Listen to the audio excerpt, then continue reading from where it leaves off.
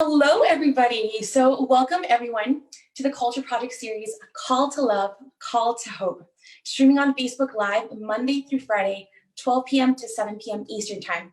My name is Kiki, and I'm a missionary with the Culture Project. I'm serving the Archdiocese of LA, and it's such a joy to tune in with you guys today. Today, we're going to be talking about how COVID-19 has been affecting the abortion industry.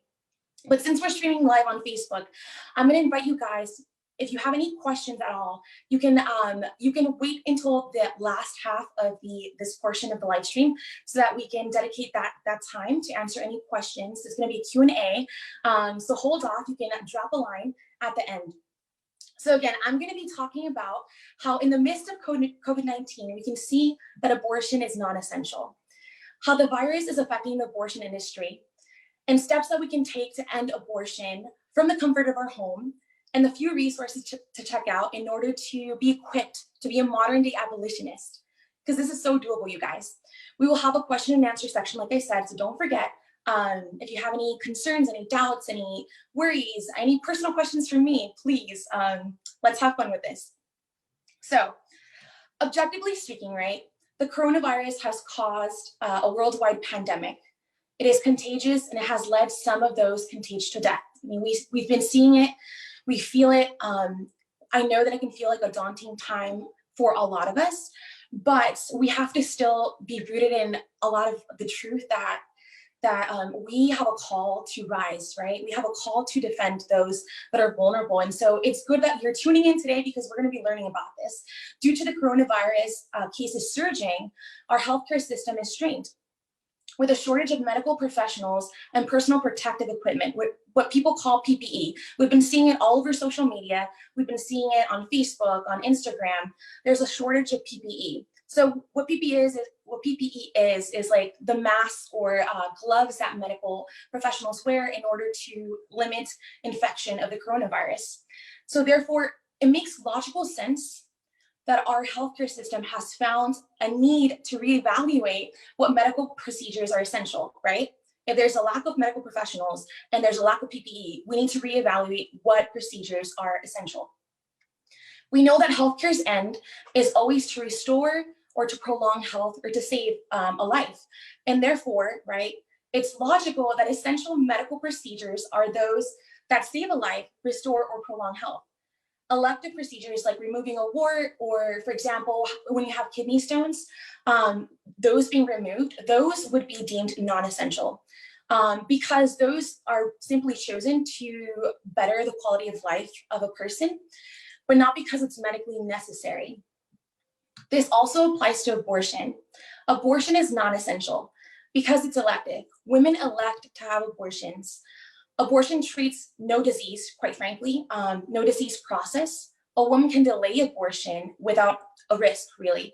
I say this because, you guys, because pregnancy is not a disease. It's a sign of a healthy and functioning reproductive system, which is something to celebrate. And as a side note, I wanted to share with you all, although research is very limited right now at the moment, because it is a new virus that we're trying to find a cure for or a treatment for. What the CDC does know is that there has not been any recorded case of a pregnancy in which coronavirus has been transmitted from mother to baby in utero or through breast milk, which is amazing.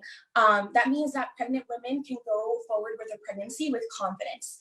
And also the American Association of Pro-Life OBGYNs, their website states 30,000 physicians who practice according to the Hippocratic Oath, which means the oath that where they swear to save lives, right? They called for suspension of elective abortions. That speaks volumes to me.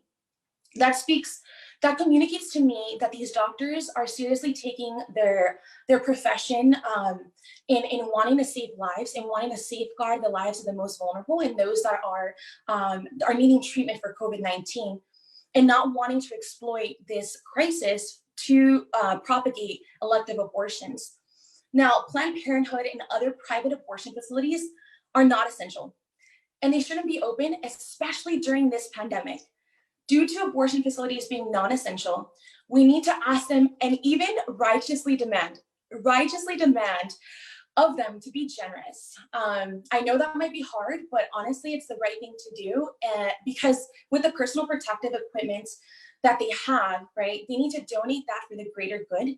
They need to do this so that hospitals that are operating under scarcity of PPE materials can help our nation in preventing the spread of the coronavirus and treating vulnerable patients. Closing down abortion facilities also limits infection between employees and pregnant women. It makes sense. The abortion industry is actually compounding one crisis with another.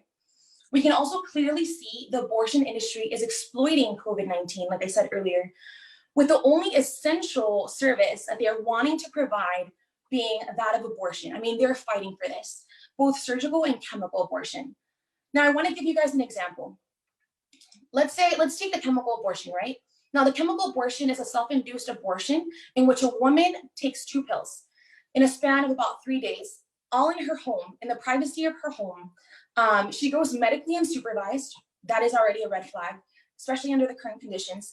And oftentimes complications do arise. It's just reality, leading women to visit emergency rooms for blood transfusions because the chemical abortion pill can cause hemorrhaging. Again, it's a real risk. This would take then resources to treat, resources and space. But the truth is, space and resources that are extremely scarce right now that hospitals don't have because of the rising coronavirus cases in the United States. So it doesn't make logical sense, we have concluded at the Culture Project, to go forth with elective abortions, to have Planned Parenthood keep their doors open. Because according to the CDC, the United States is only, you guys, only in the initiation phases, which means that it hasn't even peaked yet. The pandemic is unfortunately just getting started. So what we do need are hospitals and clinics that are going to treat the pandemic and not add to that death count of innocent human beings. I know it might be hard to swallow for a lot of us if we're struggling with this issue of abortion, but I encourage all of us to be struggling upstream and not be struggling downstream, if that makes any sense. Now, some states, but not all states, have come to this conclusion of having to close abortion facilities for the sake of preserving PPE materials and also save lives. But according to Abby Johnson's recent Facebook page, and you can find it on Facebook, and you can also Google this information at your leisure, 4 states have deemed abortion non-essential. That's Ohio, Texas, Mississippi, and Louisiana. What these states are communicating by taking these actions is that they need to only perform life-saving procedures. In the current crisis, and the need to preserve protective personal equipment is paramount to them, right? What is available to them is very scarce, so it's paramount to take care of that and safeguard that, to use it for only essential medical procedures. But most importantly, to stop the coronavirus from spreading. Now, this is the call to rise for all of us. What we're seeing here is that the pandemic is unveiling something that I think we all know in our hearts, but it's just clearly painting it for us, right, guys?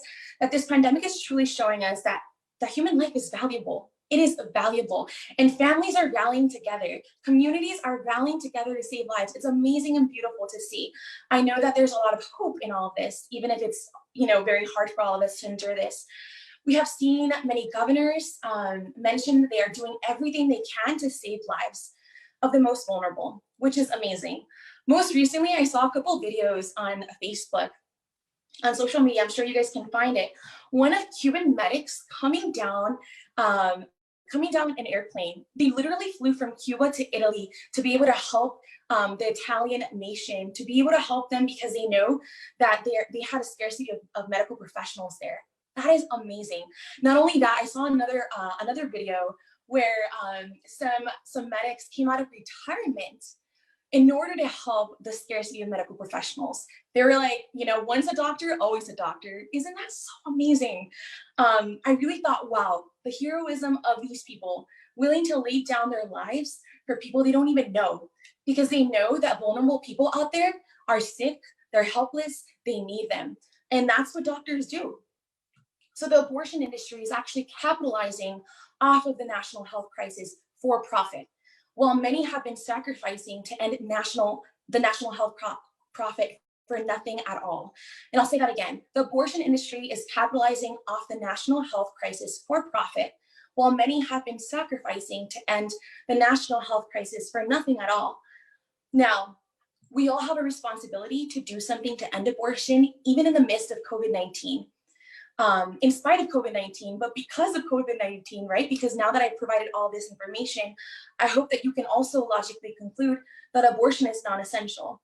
So on top of all of the information that I have provided in regards to, the low counts of PPE, the low number of medics, and rising coronavirus cases, the most important reason to end abortion during these times is one that is very clear, right? To me, to the Culture Project, I hope to you, it is the biggest human injustice, one of the biggest human injustices of our time.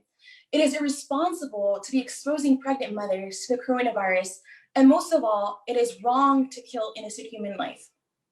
No matter the age, no matter the shape, no matter the size, it is wrong to kill innocent human life. And if you're struggling with this, like I said, that is good, right? The struggle is good. The struggle is a sign that you're trying to seek truth. We all need to be committed to seeking truth, no matter where it leads us, no matter if it's hard. And if you guys have any questions at this point, please go ahead and drop a line, ask us, and we'll make sure to get back to it at the end. But I know I give you guys a lot. And at this point, I really just want to share a story of inspiration and diffuse a little bit of maybe the tension of abortion during the COVID-19 crisis. So I just said that abortion is non-essential. And I know that many of us have had people in our lives that have been touched by abortion. That's just a reality. We all have been touched by abortion somehow, some way. I actually know a woman who 28 years ago was pregnant with a 12-week-old fetus. She was an immigrant. She was scared. She was unsure. She honestly felt that the baby that she was carrying was an inconvenience to her future, to her life. And she, as she arrived to the abortion appointment that day in the morning, she realized something. She realized that the truth is that love is inconvenient. Love is inconvenient. And she chose to have that baby. And I'm that baby, you guys. And that's my mother. And I'm so glad that she stood up for me and she was a voice for me, because now I get to stand here in front of you all and speak for those that don't have a voice, and invite you all to struggle with this issue, or be affirmed in this issue if you already know that abortion is morally wrong. Now, if there's a pregnant woman watching this, or if there's a pregnant woman that you know, share this with her. But if she is doubting her strength, if you are doubting your strength right now and giving birth under these circumstances, I have something to tell you. Saint Joan of Arc, one of my favorite saints, actually has a beautiful, beautiful quote. She says, "I am not afraid. I was born to do this." And how true that is. It's so true, because you have been chosen to be a mother in times like this. In this time, because you have the strength and the courage that others maybe would have not had under these circumstances. So trust this. Trust this, that if you are a woman too that has experienced, abortion already, there is no shame in your story. So if you're post-abortive, know that you are loved. You're loved. Your story is loved, and it needs to be known and seen. And your story should not be hidden in shame at all. It needs to be healed. And so we also want to invite you to Hope After Abortion if that's your story. Now, what can we do to end abortion under this quarantine mandate? I know you all are dying to know, because I myself have been feeling a little antsy sometimes at home, and I find myself sometimes wasting time. But the truth is, we have so much time, you guys, that there cannot be an excuse for not doing something when it comes to ending abortion under this quarantine and under the circumstances of COVID-19. So let's check it out. I'm going to give you a few practicals that you can take home with you. No pun intended. So number one, if your state still has open abortion facilities, call your governor's offices, tweet at them, call them, email them, right? All of this in order to expose and express your concern for the fact that women are being put at risk. Their lives are being put at risk. And so we need to start a conversation about this. The reality is that a lot of abortion facilities that have been asked to close or shut down for the COVID-19 crisis, they're willing to defy actually the state mandates, and they haven't shut down, and the states are not holding them accountable. So we need to make sure to bridge that gap. as it's a civil duty of ours. And I want to let you know that Students for Life of America has set up a great resource for you. We're gonna drop that resource on here right now. And it's basically a quick link where you can, type in your name, type in your last name, your number, and then click and send that to your governor. So it's amazing. The second point that I want to give to you guys, second practical, is pregnancy resource centers. These are essential to stopping abortion, to ending abortion, because these resource centers, they give material, financial, medical, and emotional help to women that are abortion vulnerable. All the financial gifts that they get from their private donors, they go to paying for free ultrasounds, you guys. They go to pay for a free pregnancy test, for free nausea medicine, prenatal vitamins, financial assistance. They help pay the rent and the bills of these mothers. It's so awesome. And most of all, diapers, formula, baby clothing, right? All the things that the baby needs. And the truth is, ultrasounds are so needed. When a woman sees her baby in an ultrasound, something changes in her. There's a heart and a mind connection that happens. And so it's very important to keep these pregnancy resource centers funded. So please call your local pregnancy resource center. Ask them how you can help. Not all of them have closed, by the way. You can go to optionline.org. In order to do that, you can just drop your zip code and find the closest one to you. Now, the third practical that I want to give you guys is virtual baby showers on Amazon wishlist. We at the Culture Project thought, let's get creative. And so ask people around, do you know of a woman who is pregnant who needs help? Isn't it so fun? Like, let's do something with our time. So Amazon Wishlist is a great resource, or you can also visit Abby Johnson's loveline.com, where you can donate to abortion vulnerable mothers or mothers that are parenting because they've chosen life. The fourth practical resource that I am going to challenge you to dive into is asking yourself, do you know of a mom who's abortion minded right now? It is a real thing. Pregnant women are feeling the tension. They might be feeling a little nervous, a little afraid with the COVID-19 going around. And a lot of them, might be facing an unplanned pregnancy or fearing them being contagious. So we want to point them to a resource that's going to help them with that. So Options United is a phenomenal resource that's going to help the mother make an appointment to a pregnancy resource center that is equipped to help her. Lastly, follow Students for Life live action in the Susan B. Anthony list for the latest updates on abortion, free resources to become more knowledgeable and begin conversations. It's time to be brave, you guys. It is time to be brave. Honestly, like I can be talking right now and give you guys all these resources, but nothing is gonna happen.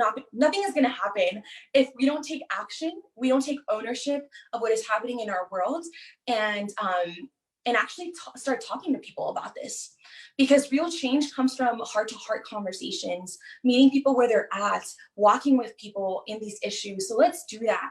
I invite all of you guys to consider doing that.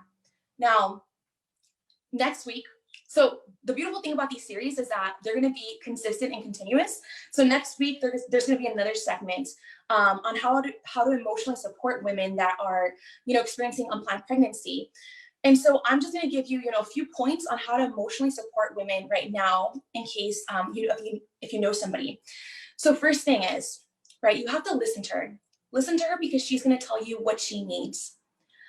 Affirm the mother's experience. Let her know her feelings and her experience is completely valid.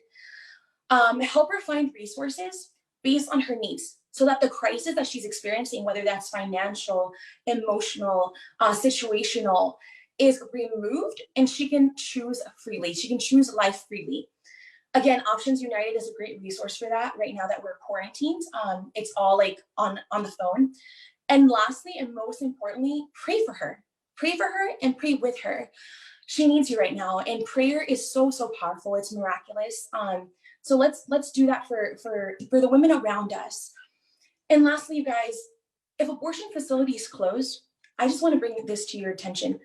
The 2,363 children per day that are intentionally killed because of abortion would be spared. I'll say that again. If the abortion facilities close, the 2,363 children per day that are intentionally killed because of abortion would be spared. 2,363. That is a lot of people. That's a lot of little people. And if we stop abortion now, we can save more lives than COVID will take away from us. I want to invite us to think about something. This is a powerful way that we can redeem the curve. And we need to take advantage of the time that we have at home to think of ways that we can redeem this curve that we're trying to flatten. I want us to really think of this, okay? 5 years from now, 10 years from now, 20 years from now, we will be looking at history books, because we will. You know, I think of like the 9/11 tragedy. This will be the same. And we will be reading that as a nation, we have overcome, right, this worldwide pandemic. But not why not dream bigger? Dream bigger. I hope that we also will be reading that as a nation, we became resilient and took this time of crisis and turned it into a channel of hope by doing all that we could with our spare time to end abortion in our lifetime, to protect the most vulnerable. Now, I want to thank you so much for joining me today. Honestly, for all your attention and just tuning in. I want to open up this time for any questions that you may have, any concerns, any personal questions that you have about maybe mission. I will do my best to point you to the right answer. I just want to clarify, I'm not a medical professional by any means, but I will do my very best. So yeah, if you have any questions, please drop them out. Yeah, so great question. Is being pro-life just about being against abortion? Absolutely not. Being pro-life encompasses all stages of life, from the tomb to the womb, or from the womb to the tomb. So definitely we want to be able to safeguard all human dignity, right? Earlier I said it doesn't matter the size, the age, the color, the shape, all human life matters. And we as pro-lifers, we want to ensure that we're taking practical, necessary steps to do that, especially when there's a crisis nationally. So that's a beautiful question. Thank you so much for that. Anything else, you guys, that maybe you're wondering about? I know that was a lot of information, but very necessary information. I had a lot of fun with this. Okay, so how can we comfort pregnant women that are afraid that they might give birth alone during this time? It's tough. I know a lot of my friends have been going through this anxiety of, potentially being in a situation where they're giving birth alone. It's real. Now, thankfully, I saw this petition going on, circulating on social media, where we were signing to advocate for pregnant women and their rights during the birthing process. They have a right to a support, like a birthing tribe to support. And so I think the governor of New York, I believe, correct me on that later if that's not accurate, but I believe it's the governor of New York that was actually enacting a call to ask no support system to be present in the birthing process of the pregnant women. And that was so scary. So thankfully, I learned that a few days ago, if not very recently, it has been reversed. So please let them know of that current news, and also let them know that you are going to be there for them emotionally and spiritually, in all the ways that you can that are accessible to you. I know, unfortunately, maybe you're not able to be there in the birthing, process, but do whatever you can to ease her ache. All right. Can men be pro-life since they don't have a womb? Absolutely. You know what? I think a lot of the times abortion is kind of seen as this women's issue, right? But the truth is, abortion is a human right issue. It's a human rights issue that entails all humans being part of this, that entails all of us being involved to end this human injustice. And so if it was just a women's issue, we have to ask ourselves, it takes two to tango, quite blatantly. And so I think that men have a certain call in this abortion ending, invitation. Men have a call to rise to be men of virtue, to not be afraid to defend women, to defend those that are vulnerable, that don't have a voice, and not be shut off by the radical feminism that is going on today. I want to invite all of us to reclaim that, to reclaim our humanity, to reclaim our human dignity, and not be afraid to use our voice to speak out. Okay, so how can I talk to my pro-choice family about my views of being pro-life? So I know it can be a tense time. especially if you have family members that are so close to you, right? I find that it's very easy to have conversations with people that you don't know as well, because then you can just leave and the tension leaves you. But when you live with someone who may not be on the same page with you, I understand why there's tension. I would say, first off, listening to them, really listening to them and understanding what angle they're coming from. Understanding that a lot of the times people that are in the pro-choice position, they have this misconception of where pro-lifers are coming from. And we want to bridge gaps as much as possible and be able to find common ground as much as possible in order to ease the conversation a little bit, make it a little lighter, and give space for understanding and compassion. Because while we are debating over and fighting over a woman's rights, there's two people in the conversation, and we want to be able to also reverence those two people, yourself and the person involved. All right, these are great questions. Let's see, keep them coming.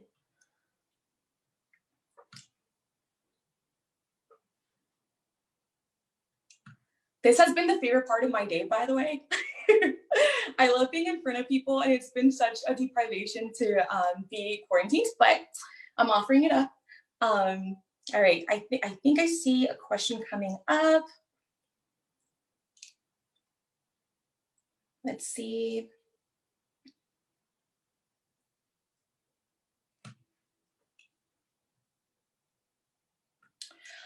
Any tips on handling really aggressive pro-life people? Yes, I would say above all, safety is very important. So if you discern that your life is at risk, I'm serious, you guys. If your life is at risk, then please, it's not the time to have the conversation. In order to have these conversations, like the two people need to be at least a little bit level-headed. So please make sure that safety is first. But of course, I think dismantling the aggressiveness comes with the opposite attitude, right? So instead of being aggressive, be someone that is inviting. Be someone that sees them with compassion. Speak with your face. I call it smizing. You can smize with your eyes, and let that person know that you're there to listen to them and that you're not there to hate them at all. We need to dismantle the hate and the aggression that comes with these conversations. It's very doable, I promise. But yes, that is a great question. Now, I think another question that I see is, do you have any glory stories of sidewalk counseling? Yes. So there was a young girl. So I actually used to work at a pregnancy resource center. And there was a young girl one day when I went sidewalk counseling who was abortion vulnerable. I mean, she was probably about like 4 or 5 months, and she was definitely, walking with a purpose into the doors of Planned Parenthood. And as I was praying to God to give me the strength to go up to her, because as you understand, like it's a very sensitive time, right? That time between her car and the abortion facility is like crucial. So I was asking God to give me the words to speak to her. And I think it made a difference. All I told her was, how can I help you? How can I be here for you? And I provided her information. I provided her options. Women are looking for options. If they only knew that there was more options than just abortion, I think a lot of women would open their eyes and their hearts to choosing life. And so that's what ended up happening. This is so great, such a great question, because now I'm like wanting to contact her. But definitely it was a glory story, and I'm just so happy that I was able to experience that. Have you always been pro-life? No, I've not always been pro-life. I definitely did grow up pro-life, but in the midst of college, I turned pro-choice and I started adopting pro-choice ideology. I started thinking, my body, my choice, and not wanting to shame women for doing what they needed to do, I thought. And not that we pro-lifers do that at all, but that was my mentality. I think that after college, I had to come to a hard reality. I had to face the reality that my mom had told me my own story. She had let me know that I was on the verge of having been aborted, that I have 2 siblings that I have not gone to know in this life because they've been aborted. That shook me to my core, you guys. It's a real story. These are real stories that real people experience. And as an abortion survivor, I had to really take that and seek truth, no matter where it led me. Like I said earlier, I had to struggle, but I wanted to be logical about it. I wanted to do my research about it. And once I did that, it just led me to the conclusion that all life begins at the point of fertilization, and all life should be safeguarded because we are all deserving of human equality. Okay, great question. So how can we support single fathers in this time? Wow, that is an amazing question. I should have come up with a resource for that, and I'm sure there is something for that. So let me get back to you on that, so that way I can like better equip you, whomever asked that, to help single fathers out there, because there definitely are some, and they're just as brave, and I'm sure they need help too. What are some common beliefs that pro-lifers and pro-choicers can agree on? I love this question. So for sure, right, that humans, human life should be safeguarded. So now at one point, there comes a disagreement at like the timeline of like human development. So it's good for us to ask them, like, at what point do you believe that a human life begins? So that's something that you can start off with, right? You can also let them know, or you can also talk with them about, you know, we all believe that, for example, human trafficking is wrong, or any other type of human injustice, like rape is wrong, and kind of ease your way into, you know, the moral conversation. Okay. What are some misconceptions that you have encountered about being pro-life? Yes, there's a lot of misconceptions. Great question. Some of the things that I have encountered, you know, by being pro-life, that I hate women, and I've actually gotten this before. I mean, I'm a woman, but it's definitely something that I've heard, that I hate women, that I love babies, that I just want babies to be born, and after that, you know, I don't support women, so I'm just pro-birth. What's being called today pro-birth. That I hate bodily autonomy, or that we hate bodily autonomy, right? It's something that I've often heard. But you guys, there's so many resources out there. Like I can think of the Equal Rights Institute, Transform Persuasive Pro-Life. That book is awesome. Check those out to better equip you to know how to like work through apologetics. So I'm sure there's so many questions, and they're all great questions. What should all pro-life people adopt? We should adopt a spirit of human dignity. I mean, that's what we at the Culture Project, that's what we do. We do this mission because we want everybody to know their worth. We want everybody to know how valuable they are. So we as pro-lifers have to adopt an attitude, right? A lifestyle that is reflective of human dignity, that we value all human beings, no matter if we disagree with them or if we agree with them on this issue or anything else. So yeah, for sure. These are all great questions. Wow. Where's something? Okay. So I just want to say to you all that I know, again, that abortion can be daunting. It can seem insurmountable, you know, at the rate that abortions happen every day, every year. It seems like whatever we do is like nothing. But we all can cause a ripple effect. If we all just do a little bit at a time, 1% at a time, we can change this world, you guys. We all have it in us to rise to greatness, to this great call that is inviting us to change the world, to change the lives of others, to be heroic, to fight for true love. You all can do it, I promise you. And I believe in you. And if you have any questions, again, you can email me personally at katerocha@thecultureproject.com.